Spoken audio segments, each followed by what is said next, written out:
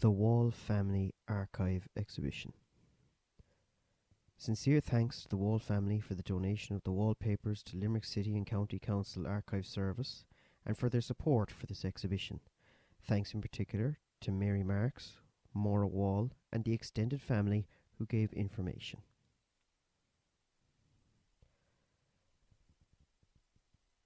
Sean Wall.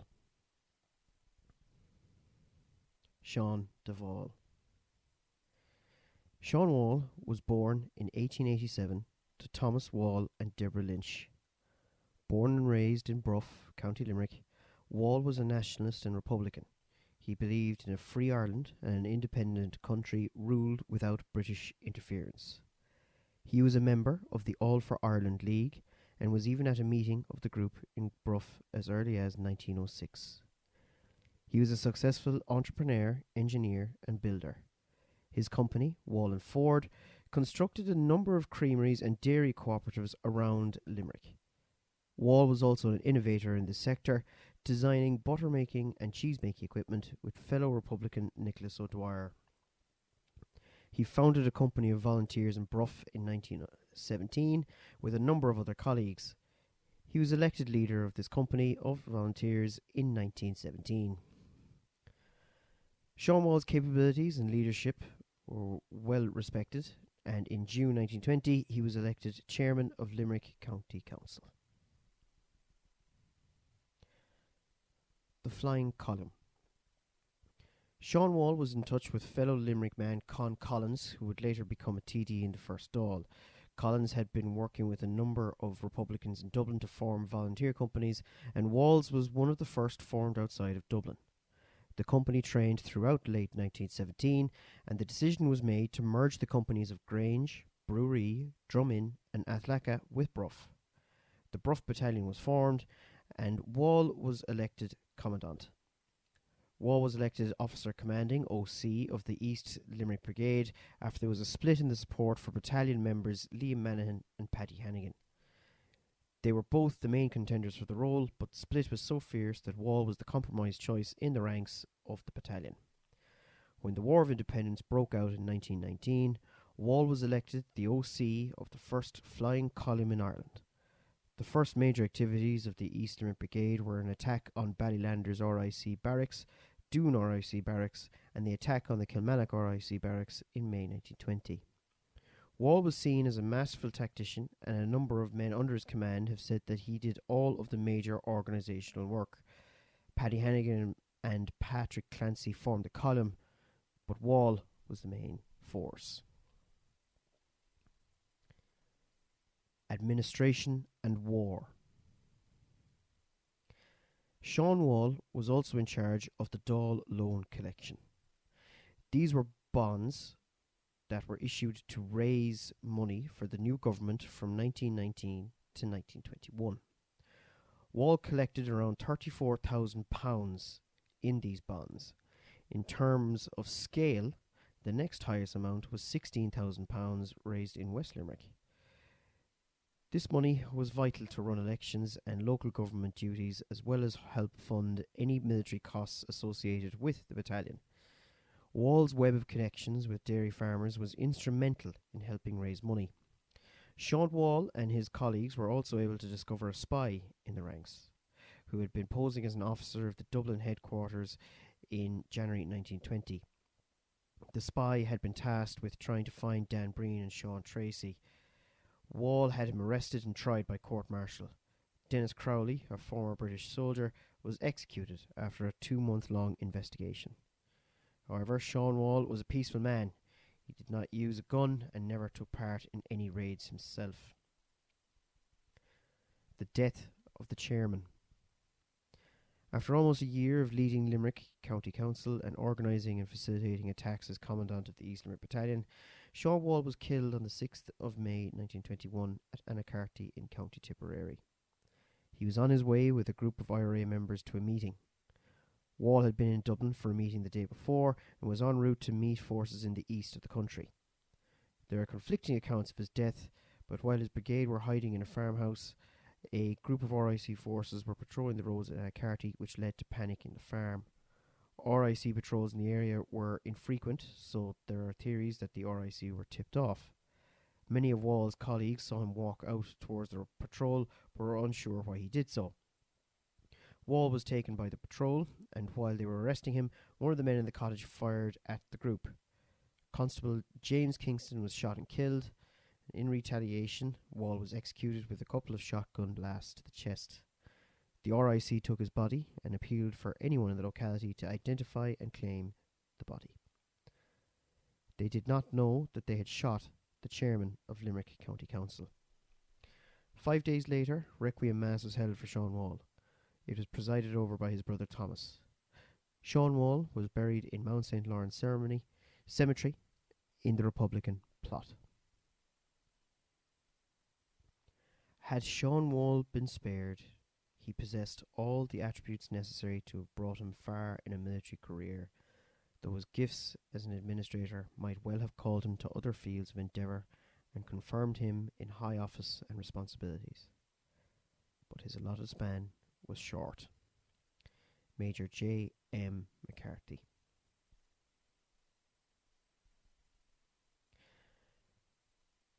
Tom Wall. Thomas de Wall.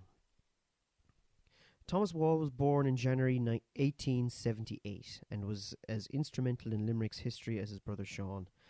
Thomas attended secondary school in Bruff before joining a classical school held by the Roman Catholic priests. He then went to Diocesan College in Limerick. He spent 2 years in Maynooth to become a priest and completed his studies for the priesthood in Rome in 1901 at the Irish College. After his ordination, he became a teacher in College Monkeen or St. Munchin's. In 1909, he became curate at Drumcullar. Father Tom became a scholar of the Irish language. He was an enthusiastic member of the Gaelic revival movement. He was elected as president of the Limerick branch of Conradh na Gaeilge in Bruff. He also became a staunch nationalist. With the formation of the Irish Volunteers in 1913, Father Tom rallied support around the parish and helped establish what was to be the second unit to be formed outside of Dublin. He formed a branch with his friend Charles Wall. Charles Wall became commandant after the formation of the branch. Father Tom also raised money for weaponry to be purchased for this unit. During this period, he helped establish the vocational college in Kilkee and set up a number of branches of the Gaelic League across Limerick. Father Tom and the War of Independence. By 1916, some of the main figures within the Catholic Church in Limerick were disillusioned by Ireland's participation in the First World War and were very much leaning towards nationalism as a morally just cause. After the executions of the leaders of the 1916 Rising, General Sir John Maxwell wrote to Bishop Edward T. O'Dwyer asking him to discipline both Father Tom and Father Michael Hayes, who both had been supporting and organising Irish volunteer forces. The bishop replied and sent the letter to a number of newspapers. He condemned Maxwell's repressive measures as wantonly cruel and oppressive, and told him that, quote, "Personally, I regard your action with horror. Your regime has been one of the blackest chapters in the history of the misgovernment of this country." This only drew more support for Father Tom, and he continued to support the Republican cause as much as he could. He raised funds and rallied more people to join the movement.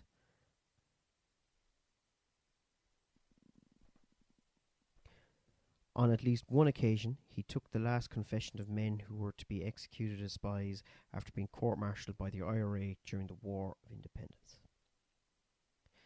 The death of Father Tom Wall.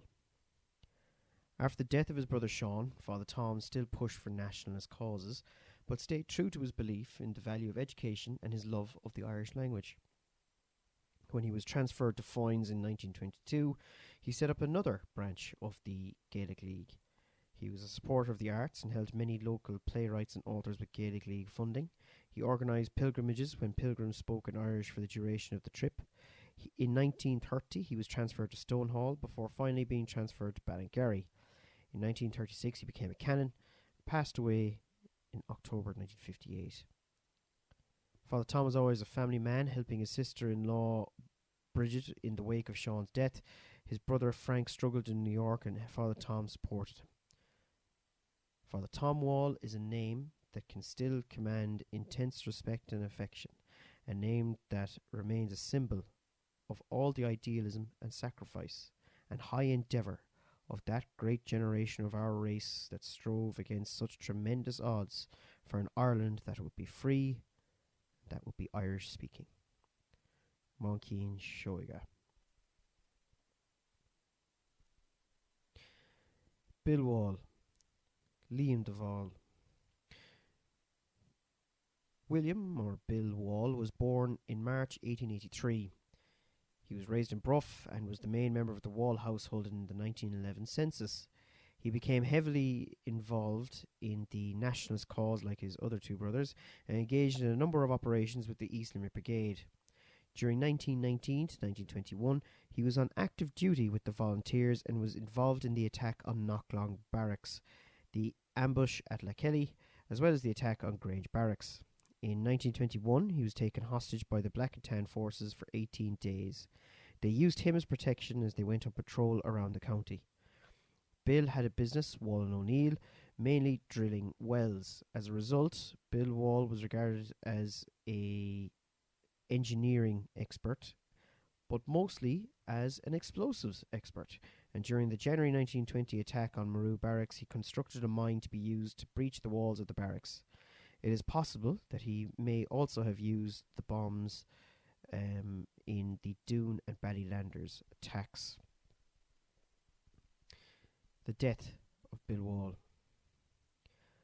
According to many of the men in the East Limerick Battalion, Bill was a fine soldier and was often entrusted with passing messages and dispatches from his brother Sean. He was trusted to carry orders to the different companies as well as help fundraise for the IRA. Bill was in Limerick City on the 6th of May 1921 when he received word that his brother Sean had been shot. Bill had to identify Sean from the photograph taken by the IRC and placed on the gates of the RIC barracks for identification. After the death of Sean Wall, Bill and his brother Father Tom helped to administer Sean's estate and support his wife and children. In 1926, William married Mary Kennedy and lived out the rest of his days in Limerick. He died in 1961 and his funeral was attended by representatives of the President and Taoiseach at the time, Amy de Valera and Sean Lemass. The Wall family, Mary and Frank. Mary Wall was born in February 1880. She had a passion for education and was in one of the first graduation classes at the Mary Immaculate College, Limerick, where she qualified as a teacher. She had a teaching job in Kinturk, but was forced to leave her role due to her family's nationalist outlooks and political beliefs. She had to move away from Cork for work and had to commute a long distance. She had 4 children and her job allowed her to support her family despite the travelling. Frank Wall was born in September 1884. He moved to America in the early 1900s. Frank found it difficult to settle and descended into alcoholism. His drinking led him to getting into fights and he was arrested. While in prison, he came across an Irish priest who was acting as chaplain. The chaplain got in touch with Father Tom, and Father Tom wrote to Frank, pleading with him to return home. But Frank remained in America and died. Limerick's revolutionary history. After the 1916 Rising, Limerick became a staunchly nationalist county. The executions of the leaders of the rebellion and the outcry from Bishop O'Dwyer after the condemnation of Father Tom Wall and Father Michael Hayes by General Maxwell led to a renewed Republican movement. There were also around 10 priests who were openly and publicly encouraging Republican activity from 1916 to 1919, and this group only grew in numbers as the War of Independence dragged on. 1919 marked the start of the War of Independence after the ambush at Solohead Beg in County Tipperary. The attempted rescue of noted Republican Robert Byrne in Limerick City led to a 2-week-long strike by the citizens of the city against the British government. Martial law was introduced and further stoked tensions in Limerick. In May 1919, the rescue of Sean Hogan at Knocklong railway station resulted in the deaths of 2 RIC men.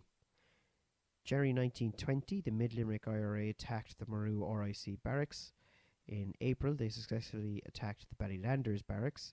This was followed in May by an attack on Kilmallock RIC barracks. The year saw a spate of attacks and ambushes, including Kappa White, Holy Cross, Foynes, Emily, Newcastle West, Ula, Ballyneety, Abbeyfield, Grange, Gary Spillane, and Shannock Golden. The East Limerick Brigade. 1921 may have been the year that the treaty was signed, but it was still a violent period in the War of Independence. The East Limerick Brigade continued to lead attacks and ambushes, while Black and Tan forces carried out violent and often indiscriminate reprisals against the population of Limerick. In March, the Curfew Murders occurred, which saw a death squad led by George Nathan murder Mayor George Clancy and ex-Mayor Michael O'Callaghan. Joseph O'Donoghue was also killed during the same evening. These murders took place while a curfew was being enforced in the city. There was uproar across the country about these murders, and the fighting intensified. Later that month, Commandant Sean Finn was killed in action against British forces in Ballyroe. There was an attack on Black and Tan forces in Fedamore, which saw a number of constables wounded. The East Limerick Battalion suffered losses in May, with the deaths of a number of prominent members, including Sean Wall. As Sean Wall and Mayor George Clancy were both from Bruff, it meant that this locality saw their two most famous political figures killed within 12 months by British forces. In July 1921, a truce was declared and the War of Independence ended.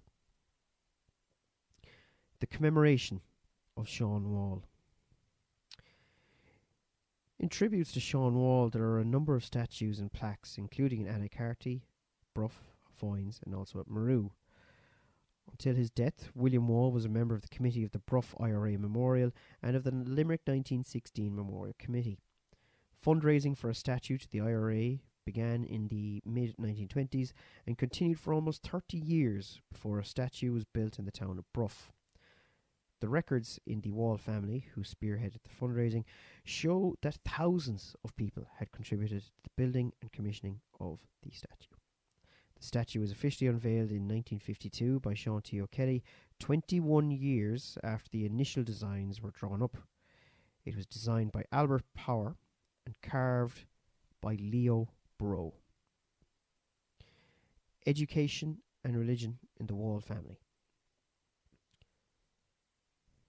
There are two key parts of the Wall family that tied into their political beliefs: education and religion. Three of Sean Wall's children took vows and joined religious life. Gerard Wall became a priest and Eileen and Maura Wall became nuns. Gubnut trained in domestic science and became the postmistress at Bruff. Gubnut eventually moved into the post office with her mother and stayed there until her end of her life. Father Tom, later Canon Wall, also wrote extensively in his personal writing about the power of religion. Theology and religious theory were always on Canon Wall's mind, even until his death in 1958. Father Gerard Wall, one of Sean Wall's sons, became a key part of the commemoration of his family. He became a canon later in life and was a big part of the local community in Limerick. Similarly to Father Tom, he was passionate about the arts and also about religious theology. He wrote a new set of commandments in his own personal papers, which were to conform with modern Irish society. Canon Wall felt that Ireland had strayed by the late 1950s away from religion, and many people were not abiding by the Bible's own commandments. Canon Wall believed that education and the Irish language was as much of a vocation as the priesthood. He set up as many Gaelic League branches as he could in Limerick in the hope that people would learn the Irish language. He learned the language later in life and hoped that others would pick it up as he had. The schools that he had established were often at odds with the Christian Brothers schools, but Canon Wall felt that education was a human right and that schools should be as accessible to as many people as possible. Mary Wall had the same passion for teaching, and when Mary Immaculate College opened in 1898, she was one of the first students to enroll there in the years after its foundation. Sean Wall, the chairman of Limerick County Council. Sean Wall was the first Sinn Féin chairman of Limerick County Council. After a number of successful attacks and ambushes with the East Limerick Brigade, Wall made his first resolution as Limerick County Council chairman, quote, that this council pledges its allegiance to Dáil Éireann. This resolution was passed unanimously. Limerick County Council, on this proposition of its chairman, became the first public body to pledge allegiance to Dáil Éireann. County council meetings were held in secret, and members were only ever summoned by dispatches. The minutes of the meetings were also kept secret. Over the following year, Wall and his colleagues oversaw maintenance works on roads in Limerick County, as well as a number of sweeping insurance projects to protect council property and assets such as the boilers and other machinery. It was the first time that the council's machinery had been insured. Wall was also hoping to look after those who had been afflicted by diseases such as tuberculosis or TB. In January 1921, the County Council agreed to a grant which would look after the expenses of those seeking treatment for TB. There was also a programme put together where patients would receive training to gain employment in a suitable sector after their recovery. The Wall family and the Irish language. In the late 19th century, there was a resurgence in interest in the Irish language. A number of writers, playwrights, poets and scholars reintroduced Irish to the modern arts scene. Interest soon spread across the country in a burst of enthusiasm for cultural nationalism, the Irish language, music, sports, literature and dance. These movements intersected as the Gaelic League was formed. Gaelic League clubs sprouted across the country and communities gathered to converse in Irish and learn more about the language. The branch in Bruff had a number of high-profile members, particularly the Wall family, but also nationalist politician Saoirse Clancy, or George Clancy, who would later become Mayor of Limerick before being killed in March 1921. Father Tom Wall was a staunch supporter of the Irish language. A diary written in Irish in the Revolutionary period, around 1919 to 1920, is particularly revealing. They portray a man who was trying to stimulate an interest in nationalist issues and was using Irish to spearhead the point that Gaelic was needed to bring a modern Irish society to fruition. The Wall family in the 20th century. The generation after Sean Wall, Tom Wall, Bill Wall, Frank Wall and Mary Wall were spread across the country. They settled in numerous counties, but some are still in Bruff.